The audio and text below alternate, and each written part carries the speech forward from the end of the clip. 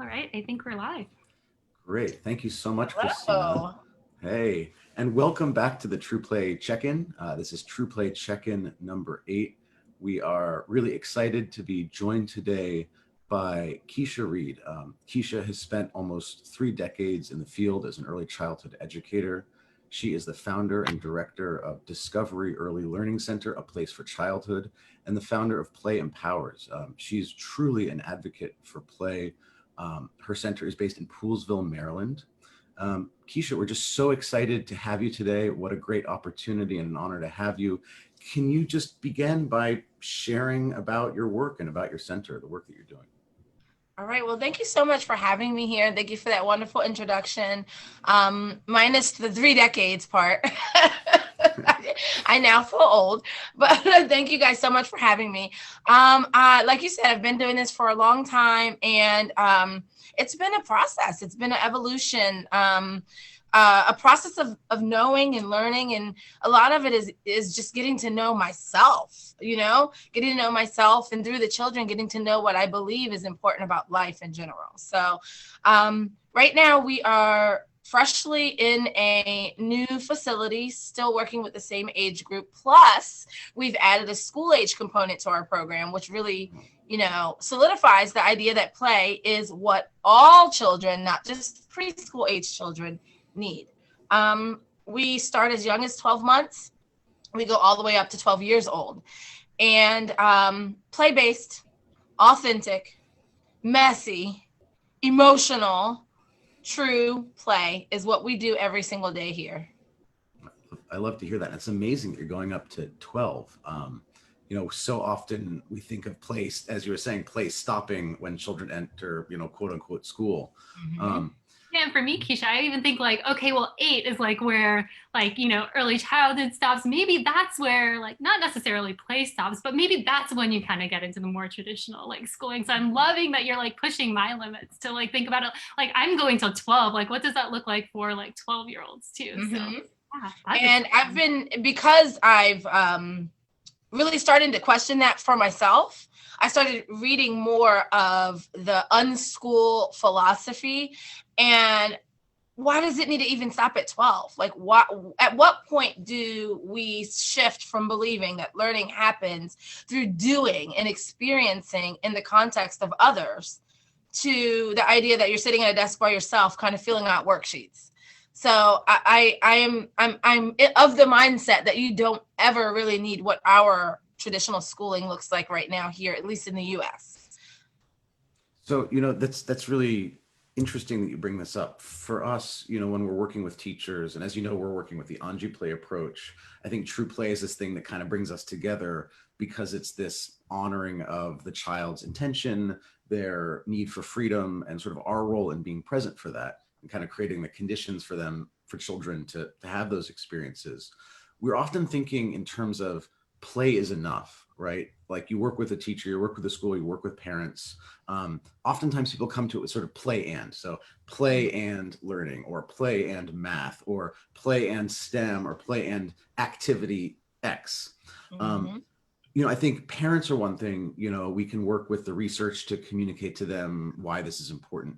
But I think oftentimes working with teachers can be really challenging, because part of the view of what to do as a teacher is that and. It's the play and so you've been doing this for some time now. How are you working with teachers? How are you bringing them into your culture and into your way of seeing play and children's learning? Or even how did you form that community that embraced that in the first place? To start even from there. Yeah, I would say that I was lucky in that when I first started, I didn't start huge, So I started with a small program where it was really just myself and one other person. So I think, just like we talked about before, how humans learn from seeing and doing and experiencing, it was the idea that I needed to bring the right person. And the right person is someone who is open-minded. The right person is someone who already has an innate value and positive view of children, not someone who sees it from a just deficit perspective. Someone who already values childhood. and then expose them to what play is, and then expose them to what this really looks like without any of the strings attached, you know? So it is amazing how a person can be changed by children. So I don't even take credit for it, honestly. I bring them into the environment and let them experience it. And if they're starting from that place, there's no way that you can leave this place not truly believing in play and in childhood and in what real, I don't even want to say just learning, but like humanness looks like. And I think, you know, that's that sense of sort of seeing is believing. It's almost this litmus test where if you see sort of the joyous engagement, the joyous discovery of a child, and it doesn't speak to you, then it's almost sort of like, you know, maybe this isn't the right field, or, Yes. you know, and so I think that's part of the challenge is that I think many people can get to that place. And I think you're lucky because you have this place where people can see that, this place for childhood where people can have that. So we've, I've had a chance to look at your schedule, your day-to-day schedule for children, and it's pretty much just play, which is pretty amazing. Yeah. I'm really curious sort of how routines play into that. How do children respond to, going to the bathroom, going to lunch? How do you bring, where is the structure and how do you bring that in? You know what's so magical? And I wrote a lot about this at the beginning of the school year to parents. What's so magical is if you trust in childhood or humanness or community in general, that culture develops. The first and most important thing to me when we first start with a new group is just the relationships. I want to have zero agenda. I just want to know who you are, and I want you to know who I am. And that's where we start. And through that knowing and knowing who you are and who I am as individuals, but also at the same time, it's kind of this this melding of understanding who we are as a group. And I find that when I come into it without my preset agenda of what it's going to look like, it becomes something much more authentic to the actual people who are in the space. At the beginning of the school year, what happened was we started outside. Because our outside is amazing, and the kids see it. And what do they want to do? They want to run straight outside. So we started outside and we stayed outside until I felt a dip or a feather off or a need to do something different. And when the group felt like they needed to do something different, we went inside. And when the children are hungry, they get their food. And when someone needs to use the bathroom, they go to the bathroom. So it's an idea of a living together as opposed to a classroom. So if you think about yourself at home with your daughters, right? Do you wake up in the morning and say, all right, so we're going to have bathroom breaks at this time? And, we don't do that in life. So it was intentional for me to not do that in this environment. And it's a natural, when you're paying attention to the true needs of individual children and the group as a whole, it just flows. And now that it's colder out, we're starting inside just because it's warmer later, and being outside first thing in the morning wasn't as enjoyable as it used to be. So we're starting inside. And when the same thing, when you get that feeling and it just feels like it's time, we head outside. And what happens is there is a pattern and a flow. And I pay close attention to the flow of the group. And the first 15 minutes, I like to call mayhem. They're so excited just to be together. They come in, they don't know what they want to do. They're kind of looking around, testing things. And it's about 15 minutes. I in my head, I vision bingo balls. They're in that machine and they're bouncing all over the place. And then they settle into their spot and then they settle. And next thing you know, and it's like clockwork, it's about 15 minutes every day.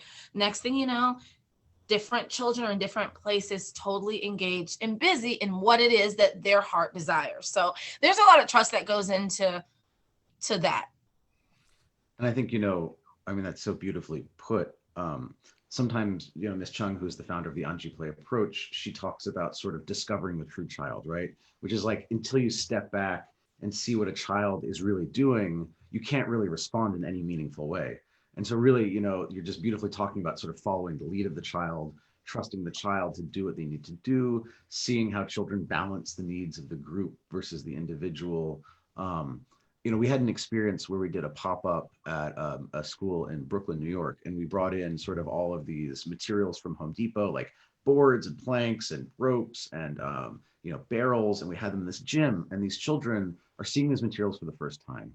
And like you said, there's about 15 minutes of chaos where like they're throwing the barrels and they're kicking the boards. And, I was getting a little nervous as well. I just started doing this work, and the director of the program was getting nervous. And Ms. Chung kind of said, children want to understand the materials that they're interacting with.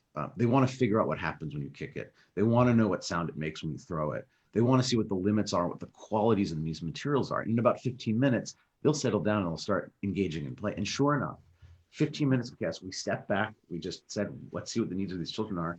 It got quiet. They broke off in these little groups. And so, a gift that you're really giving those children and you're giving the teachers you're working with is just that permission to follow, like you said, the flow, the needs, sort of the pace, like trusting that pace. And I think that's a challenge that a lot of programs face when you get into this idea of play right? Mm-hmm. Which is like, okay, play is important, so we'll have an hour for it. And then, we're going to have our worksheets, and then we're going to have, our circle time after, whatever it is. It starts to, and what I see is it starts to take away a lot of agency from the educator, to make decisions about when sort of that arc of the play has kind of reached its conclusion, and half the group is ready to go in and warm up, and half the group is ready to start putting away materials or whatever it is. So, I guess also, I was just going to say, it like also takes away from the teachers being able to truly see what's happening, because they're always thinking about what's happening next instead of like what's happening right now. It's like, okay, well, we're going to go in 15 minutes. So I have to make sure I know where everyone's code is. I need to make sure the boots are all in one place, or like whatever the situation might be, that like there might be this amazing thing that's going on that you're going to interrupt in 15 minutes because your idea is that you want to go inside. Mm-hmm.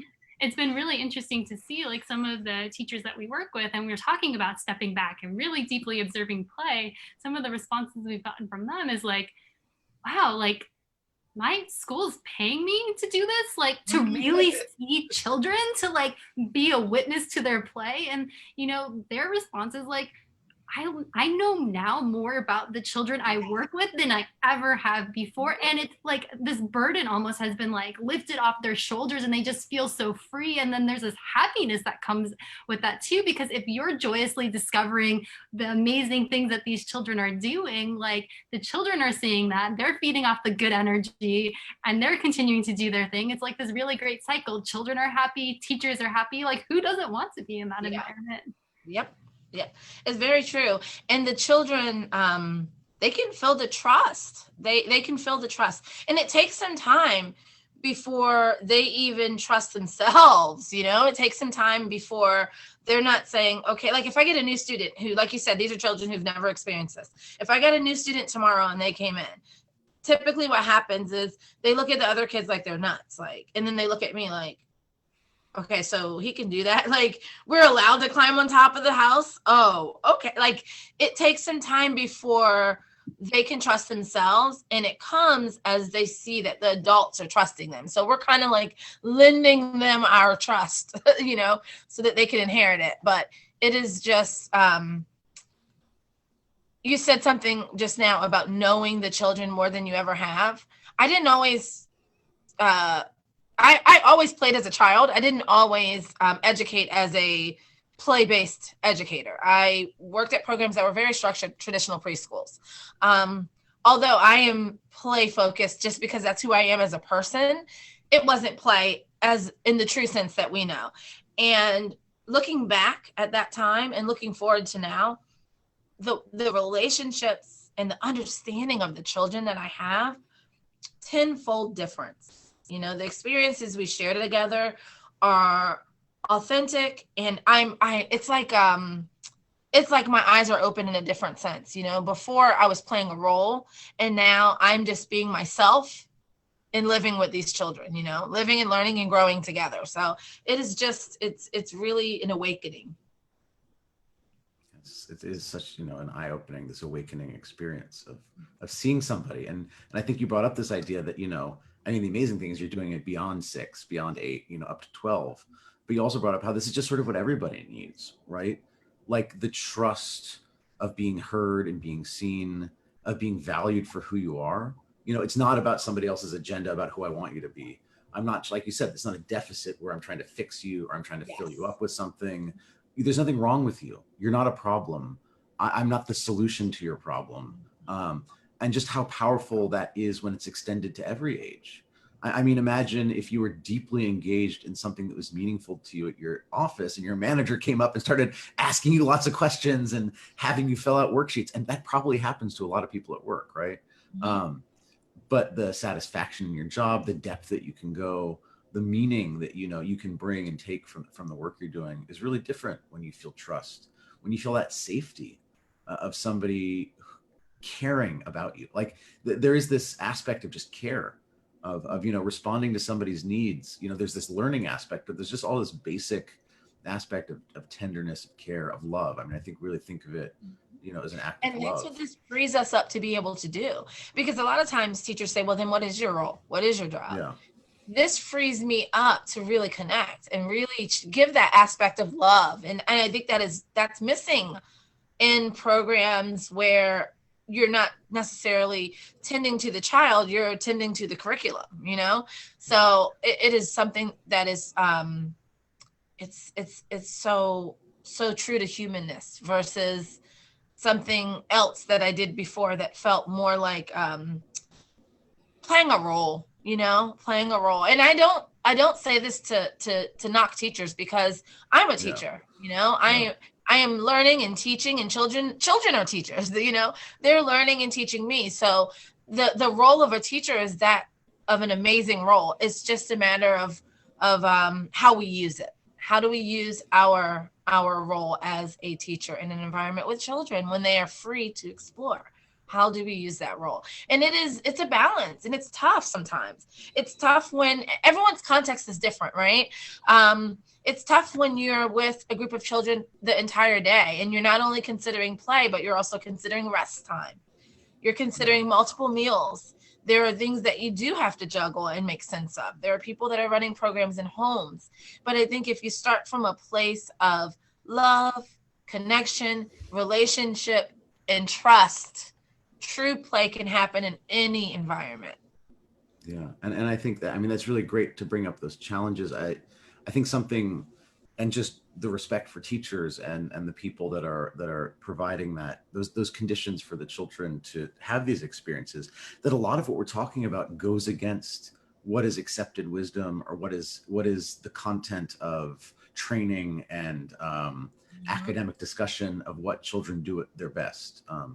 I think, I certainly have this experience, you probably do too, of being in symposia or conferences where you hear all this talk about what teachers should be doing, about what children could be doing, and about, these great outcomes that'll happen if you just follow the script or set up this activity or, move things in a particular direction. But what you're really talking about is that bringing in a lot of these theories or ideas creates this distance, because you're talking about like closing that distance between human beings. That awakening, that opening up, that seeing children. And I apologize, I'm suddenly in this very dramatic light. I make it back up a little bit. The sun is coming in, and it's early in the morning here in California. Yeah, I know, it's not intentional. I promise you. But yeah, I think there's that challenge. I think it's that challenge. And again, I go back to the words of Ms. Chung, because that's who we're working with, and that's whose ideas we've been really pushing forward, but letting go of a lot. And it takes a bit of a leap of faith. There's a risk involved in letting go of a lot of things that are accepted. Yes, this is so much self-work. Me as a person, like outside of this, I'm pretty stubborn. Like I am, I'm an Aquarius. I'm pretty stubborn and, strong-willed and all those things. And it takes a lot of self-work. It takes a lot of being honest with yourself to do that stepping back part. It really does. And that's why it's a process. It's an evolution. Yeah, it's a lot of, I don't know. I call it magic, honestly. I don't know another way to describe what happens with not just with children when they play, but with the adults who get to be witness to it or a part of it. It's just something that I think that any adult can benefit from. Right now, we are starting a brand new program within our school, and it's called Roots, and it's a parent participation program. Because, like we talked about before, get in there, see it, experience it, witness it, and it will change you. So I'm so excited to be able to have something where parents can actually be there to witness it. And I'm just looking forward to being able to come back and talk with you about what that looks like. What does it look like when it's not just teacher-child, but when it's teacher-child-parent? That's going to be a new and exciting dynamic for me outside of what we already do here. Like, we already have open doors outside of coronavirus. We have open doors for families and very connected and very involved. But this is going to be that plus. So I'm looking forward to it. I mean, there's so many things that you just talked about, like my head is like racing. But I really love that you're like talking about like stepping back as self work. So it's not something that you're ever done. Like, you don't just figure it out. Like, you don't just like magically one day to the next, like, okay, now I'm like the most perfect teacher. I think that like the self-work piece is like a really great way of describing it, because it's not about whether you step in or you don't step in. It's you reflecting on like, should I have stepped in or should I have not stepped in? And it's like really always like questioning your practice as a teacher so that you can better see those children that are there and playing in front of you. It's not like it's right or wrong. It's more like, okay, well, would I do that differently next time I got into that situation? And I think that like when you think about it as self-work and more like a work in progress, it's a little less intimidating for teachers too, because I can see like, well, that's really hard. I don't want to do it. Like, I'm never going to get to the place where I'm just like not saying anything. And it, you know, you can get to that place. We were like working with one of the teachers yesterday, and she's like, okay, so I took this amazing video. It's 20 minutes long. This play was like incredible. And I only said one thing. And she's like, but I wanted to say like 30 things. So the fact that I said one thing, and she's like, and the kids didn't even want what I said. They like totally like looked at me and like went on and like did their own thing. But she's like, okay, that was a huge win for me, because I was consciously making that effort to like allow the children to figure out their problems, to problem solve on their own in ways that they like she had never imagined before. She's like, I wouldn't have solved that problem that way. But it really allowed her to see like each child's capacity and the role that they played in that play, as long as like as well as like the role in the classroom. And so yeah, this idea of this is self-work and it's a work in progress and you're always continuing to grow. I really love how you describe that, Kisha. Thank you. And it's tough work. I think some people think that we choose play because it's easy, and they think the idea of stepping back means like not being engaged and not being aware and really like not doing anything. And it's a lot of work. It's a lot of it's intentional. It's a lot of thought. It's a lot of it's interesting because we don't do lesson plans. I don't script their day, but I'm still actively thinking and planning and designing based on the children that are in front of me, you know? So it's a little bit, to me, it's a lot more intricate and detailed in the work that it is. Yeah, I mean, I think of like stepping back as sort of stepping up in some ways. Yes, I like that. And you know, I've spent, you know, a lot of time in Anji, where you have these really big schools of 500 children, small schools of 10 children or one child, and just if you think about it, we haven't had a chance to visit your program because of the pandemic. Although I know as soon as we can, we'll be out there to just visit. We really want to go there. But just if some aspect of art is the creation of something beautiful and something moving, that if you can go into a setting and you can see the joyous discovery and creation and engagement of minds, like what a work of art you're seeing, right? And if you're not moved by that, you know, I've seen beautiful paintings that have moved me, but I've never been moved in the way I have by seeing 400 children pursuing with depth and complexity and freedom and joy, you know, things that are meaningful to them, and teachers that are there and seeing that and witnessing that and recording it and those documents, those recordings become part of the rest of the day and the environment. I mean, again, it's a thing of beauty. The work that you're doing, the work that we see teachers do, is it's really, we can think of it as education, but I think of it, magic, I think, is probably true, because there is some magic to art, like you said. There's this magic to that art. And I think that idea, again, I think Krystina's bringing up, of sort of self-work. One of the challenges we also see in a lot of programs, larger programs, or even smaller programs, is that it's hard to do self-work when you don't have the space and the permission to do that, right? And so I think we can all step back and we can all see children, but to go a level deeper, it requires community. It requires, time to reflect. One of the things we tell our programs is, before we start working with you, there has to be weekly time when all of the teachers can come together and reflect on play and plan and just talk to each other about anything that's coming up. Because for self-work, as you need to feel safe, you need to have that space and time. What is the work together? And again, this light is absurd. What are the conversations between teachers look like? What is the time during the day or the week where you all come together as a staff? Well, we usually have an hour after the children leave. And that's usually when we're all making our rounds, telling our stories of the day. And, right now, because of one thing that is really tough for me right now, is because of the coronavirus, we are not allowed to combine classrooms. So that means on the playground, it's one group of children on the playground at a time. So we also are not supposed to be in the hallway together. So that puts restrictions on the culture that I had envisioned, which was a freedom to explore, children in the hallways communicating, maybe a 12-year-old and a 1-year-old reading stories together. Those things aren't happening right now because we can't combine groups.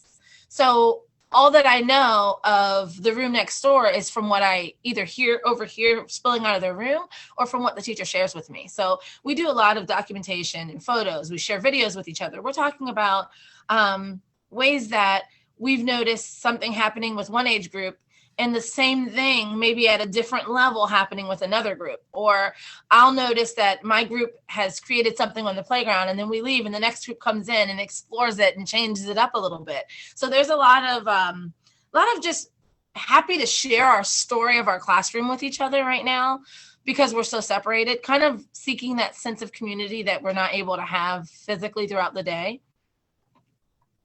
That's our daily. We also have a monthly 2 or 3 hour meeting that we have together, that is really just us coming together and sharing documentation, questioning things, sharing our own journey with our children and ourselves through this process. And again, I mean, that to me, that just the sort of the authenticity of that kind of reflection, and the work we do, I know, is really critical of it just being what you're seeing, what you're discovering, what you're noticing, not putting a frame on it not using a lot of outside stuff to kind of guide what you're thinking, but really addressing what you're seeing in sort of the real experience that you've had. You mentioned, and I'm really excited also to hear more about what this parent participation aspect looks like.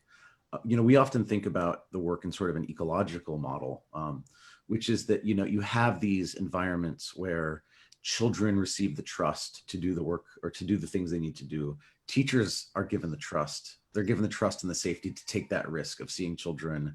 And, in that, children, and you really brought this home too, like the voice of the child, the experience of the child, that gives teachers a lot of joy, right? That gives us as adults a lot of joy, a lot of insight, that sense of awakening or of just knowledge. And then there's that extra added piece where then you can use that voice of the child, or that experience of the child, and communicate to parents and communicate to the community. So that love just gets amplified or it gets shared, but it has to start with the child, right? So it's like, if you're bringing a curriculum and then the curriculum is going to the child and the child's repeating back what the teacher wants on a piece of paper, maybe you'll interest a parent about child's learning according to a standard, maybe you'll impress some assessors or some publishing company. But when you come back to this really authentic experience of joy, these environments of love, that's a powerful thing. I mean, that's it evokes tears. I mean, it evokes tears from parents, just a simple learning story about their child. And I think part of the tears are that they're looking through a lens different than what they usually look through, and they can see their child in a whole new light. But Yeah. also to know that there's another adult in this world that's not the parent of the child that cares enough to see their child in this way, I think is just so moving. And I've never written a learning story that I've sent directly to a parent that they didn't reply to me telling me that they were in tears. So it is moving. It is a very moving thing, and it could be the simplest thing, but something that grabbed my heart, or something that I knew grabbed the heart of the child, something that I knew that the child would want to be shared. And it's I think it's the idea of it, the idea and the lens that you can see through when you're looking at a child in that way, that just evokes this something from deep within for parents. The parents know that their child is seen and like valued and listened to during the day. And like, what a powerful gift to give that child every single day that they're at school. Sure, like, you know, you can tell them how like many letters of the alphabet they know, but like, is that really telling you who that child is? Like, no, it's telling you that they can recite things from memory. Exactly. But like, when you have these like deep stories that really get at the heart of who this child is, like, it's so rewarding to see as a parent. And of course, like, when I think so many programs are missing that, so that like when you do provide that, they understand how special that is. One of the new moms, we're in a small town, so all, you know, everybody knows everybody. And there's one of the new moms came and she said about maybe week 2 in, and she goes, "Oh, so this is what people say when they say you have to experience it." Okay, all right. And she said, I just felt like arms open and welcomed me in. And it wasn't necessarily something that I did. It's just just a community of people who are seeking the same thing, a community of people who are valuing the same idea of childhood or humanness.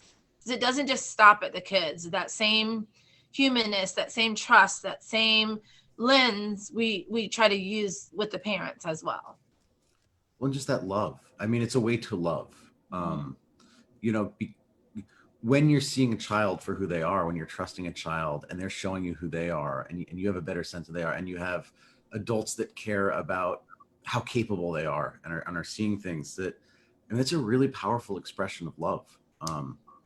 And, you know, I think kind of coming back to like sort of the field or the practice or education, there's a hesitancy to go back to clear, simple, important things like love, right? You know, it can be hard to get up at a conference and say, we're talking about love here, not we're talking about this research, or we're talking about this complicated set of footnotes to some theory that's based on a theory, and coming back to something. But then for parents, for the community, even for policymakers, seeing that love is very powerful. It's really powerful. And, you know, I think it's one of those universal values. You know, what a child learns might not be, you know, how a child behaves might not always be universal, but everybody, you know, everybody worth their, you know, everybody who isn't. Everyone seeks love, at least. That's right. That's right. And safety, love and safety. I mean, they're sort of interrelated. Yeah, I mean, I wonder, Krystina, do we have any comments or questions? I was just going to say, we have a question from Aaron. He said, Kisha, what are some of the national or state policies that you think help or hinder the kind of play in early childhood that you do? And he said that he's also very glad to hear that you joined the Defending the Early Years Advisory Board. So. Oh, awesome. Thank you.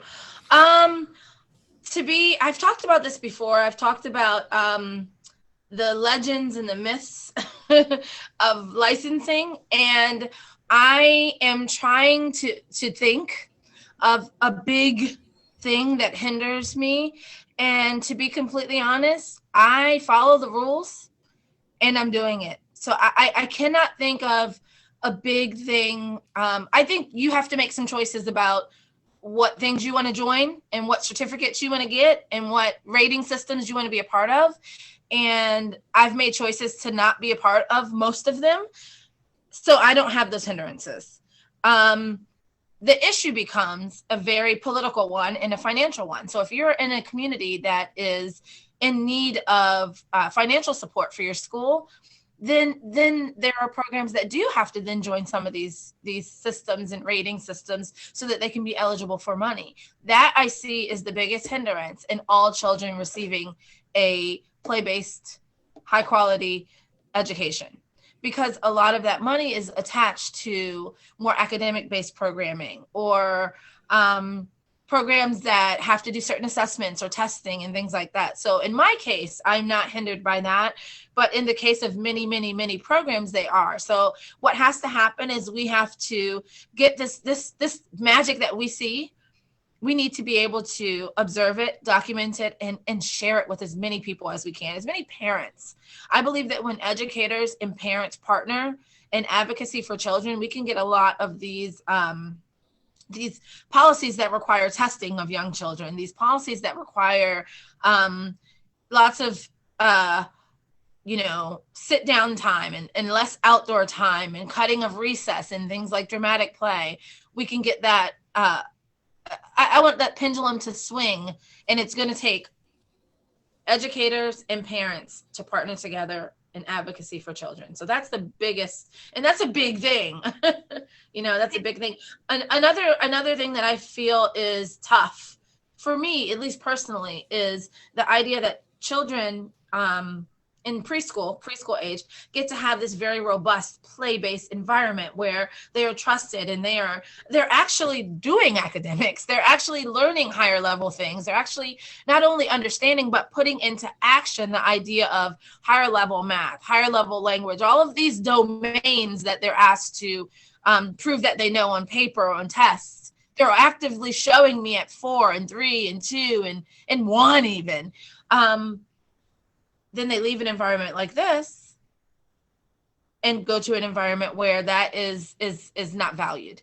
So that's tough for me. And I feel like that's where the big changes need to happen. What does our schooling, at least in the US, I know this is broader than that, but in the US, what does our schooling look like after they leave the preschool years?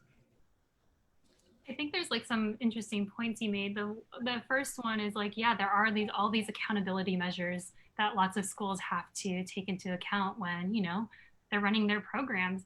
I think something that I've learned though is a lot of times people are making assumptions about like how to implement those accountability measures. So when you actually just like go back, okay, like let's go back to the text of what licensing says about having this type of material on the yard. What does it actually say versus what I think it says? And I think when you do that, then you have a lot more freedom to work within that system. But I think the hard part is a lot of these programs, they don't have the time to like be sitting down and looking at the text of the law so that they can make sure that, play is available to children. And so I think it's possible, but it's not easy. Like you have to make sure you're dedicated and like you have the time and space to be able to engage in, really knowing the ins and outs of everything that you have to be accountable to. Yeah. And even outside of that, being able to then prove that what you are doing meets those things. So it is, it's a lot of, work, but it's worth the work. Yeah. And I think, I think you're both bringing up this idea. I think that the parents, that educators, but also leadership in schools is so critical to be able to create that buffer between the licensor and the teacher to say it's okay, like we're not violating anything here. Mm-hmm. Like kids can have a little bit of risk in their play, and that's not a problem. To parents, it's okay that they're playing. Here is the learning, the learning stories you're doing, play stories in Anji, the work that we're doing with our pilot programs. There is really important things that are going on here that oftentimes go beyond what the expectation is. I mean, yes. Oftentimes you're looking at this expectation and what you're seeing is so much higher order that if you were to focus on that smaller thing, you'd be like, where is it happening? But you'd be missing, the physics, you'd be missing, the calculus, whatever's taking place there. Something that we've a lot of times, like those assessments, they're like so low that like the children aren't showing you they know that because they've already mastered that and moved on to other things. And so like, you don't see it as clearly because you're missing those amazing things, like you were just saying, like what are the physics, what are the higher level thinking, what's the higher level thinking that's happening. They're like, really, like you want me to tell you like what shape this is? Like I've moved Yes. beyond that. Yeah. But you know, but I think also, you know, the experience we've had, and as you bring up, you know, there are programs that have to meet these standards in order to receive funding, in order to provide a safe place and an education for children that are usually denied these opportunities. One of the things we found is that a lot of these assessment tools, if they're a good, quote unquote, good assessment tool, you know, not a test, but an observation-based developmental continuum, that oftentimes when you start stepping back and you start really observing play and seeing children for who they are, these assessment tools actually can be useful. They can be helpful. They can be used in a lot of the ways that they're often intended to be used in the first place, and that they were designed, because a lot of these things are designed by people that really understand children, that want children to have these authentic experiences, but are balancing, you know, the needs of state and capital to fund and finance and hold people accountable. Yes. So, you know, we use something that in California, you got something called the DRDP. In, you know, places that use different programs, you got Teaching Strategies Gold. And we found if you look at a video of play and you look back to these things, you're seeing things that you wouldn't see, right? And those scores start to come up. You know, you start to see, you know, children scoring much higher on these assessments when you step back and let them play. So I think we can't be afraid of those things too. And for me, it's we can't just outright reject them because we're not allowed to. And how can they be useful? But I think that's exactly what you were saying, Kisha. Like, where is that documentation that's proving it? Like, here's this 2-minute video that's hitting 30 of the measures that you want, like, to see our children, like, thriving in. If you have that and you can explain the play beautifully, which I have seen you do, like, that's going to be so much more powerful than us just going, like, play is important. All children should play, right? Because the word play is such a, it's such a hard word to define that you kind of, you just kind of have to show it. You know what I mean? It's too hard to just define. You have to experience it. Like we said before, they have to see it. They have to feel it. You have to prove it to someone who just doesn't get it. If they don't get it and they are in a position to make decisions about our program, I pull them in. Come in. You have to see it then. You know, you're not sure, you don't know if that's going to fit. Well, get over here. Let me show you. So when we have opportunities to have people come in that way, I look forward to it, because I know that the magic it's not in something that I'm going to tell them or even something that I'm going to show them. It's going to be in something that the children are going to show them. I think it's a great place to end the conversation, just showing and sharing that magic. Bringing people in, and, you know, believing that play is enough, and making that visible. So Kisha, I just want to thank you so much. Really amazing to have you here. A great honor for us. I want to encourage everybody to check out aplaceforchildhood.com, Kisha's website for her program, just learn more about her work. Thank you. Thank you so much. Thank you guys for having me. It was really nice talking to you.